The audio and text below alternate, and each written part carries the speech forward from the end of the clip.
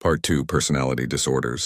सोचें, एक शख्स हमेशा कूल, काल्म और कंट्रोल में लगता है, लेकिन किसी रात उसके अंदर वो खामोश बीमारी जागती है जो बरसों से सोई हुई थी। ये लम्हा पूरे घर का नक्शा बदल देता है। शख्सियत की खास आदतें जैसे इम्पल्सिवनेस, ओवर सेंसिटिविटी या इंट्रोवर्जन जहनी बीमारी के लिए ईंधन का काम करती हैं। आपने कई बार देखा होगा कि लोग छोटी बातों पर शिद्दत से रद्द अमल देते हैं। ये सिर्फ गुस्सा नहीं होता, ये अंदर की बीमारी होती है। कुछ लोग इतने प्रसकून दिखाई देते हैं कि आप सोचते हैं ये तो कभी नहीं टूटेगा, लेकिन यही लोग सबसे पहले अंदर से टूटते हैं।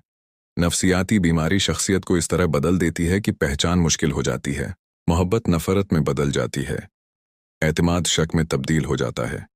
बहुत से जराइम, बिखरे रिश्ते और खुदकशी जैसे फैसले बदतमीजी या रवैया नहीं होते, ये नफसियाती बीमारी की चीखें होती हैं। लेकिन सबसे अहम सवाल ये है कि हम पहचानें कैसे। इंसान की शख्सियत और बीमारी में फ़र्क किया है, ये ज़िंदगी बदल सकता है। वीडियो को लाइक, शेयर करें और कमेंट में अपनी राय बताएं। मज़ीद मालूमात हासिल करने के लिए चैनल को सब्सक्राइब करें। अल्लाह हाफिज़।